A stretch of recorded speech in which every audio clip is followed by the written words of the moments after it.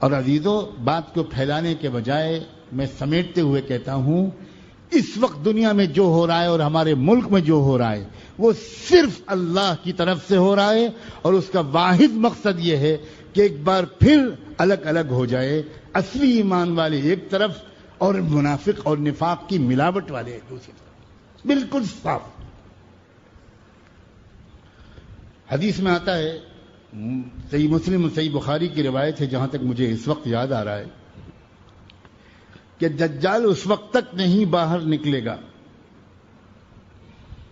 جب تک کہ دو گروہوں میں پوری امت، مسلمہ امت تقسیم نہ ہو جائے، تیسرا کوئی گروہ باقی نہیں رہے گا۔ فسطاط ایمان لا نفاق فیہ وفسطاط نفاق لا ایمان فیہ۔ ایک گروہ ایسا ہوگا جو خالصتاً ایمان والا ہوگا، اس میں ذرا سی بھی نفاق کی ملاوٹ نہیں، بالکل نفاق نہیں۔ اور ایک بہت بڑا جم غفیر ان منافقین کا ہوگا جن میں ذرہ برابر ایمان نہیں ہو۔ کان کھول کے سنیں، آپ سے بھی کہتا ہوں، اپنے نفس سے بھی کہتا ہوں، یہاں کافروں کے گروہ کا تذکرہ نہیں ہے، مسلمانوں کے دو گروہ ہوں گے، اپنے کو مسلمان سمجھنے والوں کے دو گروہ ہوں گے، مسلمان کہنے والوں۔ اس وقت تک دجال نہیں نکلے گا۔ کیا اس وقت کے حالات میں روزانہ ایمان اور نفاق والے الگ الگ نکھر کر سامنے نہیں آ رہے ہیں؟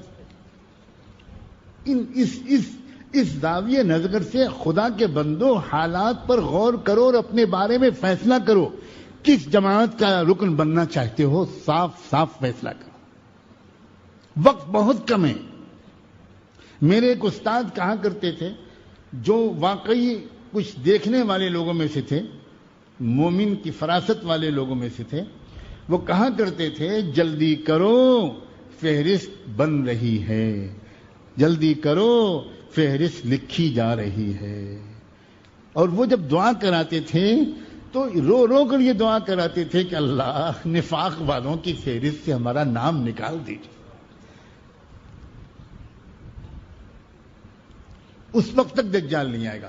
اس وقت کے حالات کیا ہیں؟ پوری دنیا کے مسلمان، عرب حکام، بادشاہ، امراء، علماء، عوام، اللہ کی پناہ، روزانہ ہزاروں کے بارے میں خبریں آ رہی ہیں، اور کروڑوں وہ ہیں جن کی خبریں نہیں آتی۔ اب تو یہ روز مرہ کی خبر آ رہی ہے، فلاں جگہ عثمان نامی ایک حافظ قرآن نے زوردار نعرے لگائے، جے شری رام، جے شری رام۔ حافظ اور عثمان، نام حافظ اور حافظ قرآن اور نام عثمان، اور نعرہ لگا رہا ہے جے شری رام۔ کھل کر کفر میں جائیں گے لوگ، اور کفر کا ساتھ دیں گے، ظلم کا ساتھ۔ یہ تو ہونا ہی ہونا ہے۔ کسی تدبیر سے اللہ کے فیصلے کو نہیں روکا جا سکتا۔ آ گیا وہ وقت، ساری علامتیں بتا رہی ہیں، ساری علامتیں بتا رہی ہیں۔ جو کچھ مسجد اقصیٰ میں ہو رہا ہے، جو کچھ بیت المقدس میں ہو رہا ہے، وہ تو بالکل اس بات ایسا لگ رہا ہے کہ جیسے بالکل قریب ہے دجال کی آمد۔ صلاۃ والسلام ہو سیدنا محمد الرسول اللہ صلی اللہ علیہ وآلہ وسلم پر۔ آپ نے فرمایا تھا کہ ایک گروہ خالصتاً ایمان والوں کا ایسا رہے گا کہ جن کو پوری دنیا کے تمام لوگ تنہا چھوڑ دیں گے، لیکن جو لوگ بھی ان کو تنہا چھوڑیں گے، تنہا چھوڑنے سے ان کو کوئی نقصان نہیں پہنچے گا۔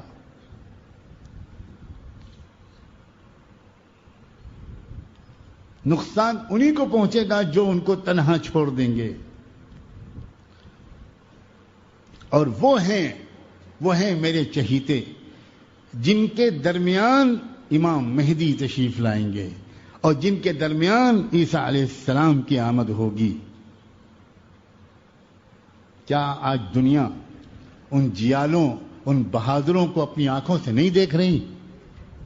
کیا نہیں دیکھ رہی؟ اور سمٹ کر چلا جائے گا اصلی ایمان۔ عجیب و غریب بات ہے۔ اور اس وقت جب وہ تیار ہو جائیں گے اور اس وقت اس کے بعد دجال کی آمد ہوگی. حالات بیرون ملک کے ہوں یا ہمارے ملک کے ہوں، وہ سب ایک ہی رخ پر جا رہے ہیں، اور ان حالات کی یہ اصل نوعیت کیسے صاف صاف لفظوں میں سمجھائی جائے. یہ عام زمانوں کے مختلف پارٹیوں کے لائے ہوئے سیاسی حالات نہیں ہیں. ظاہر دنیا میں جب اللہ تعالیٰ حالات لاتے ہیں تو کسی نہ کسی سبب کے ذریعے سے لاتے ہیں.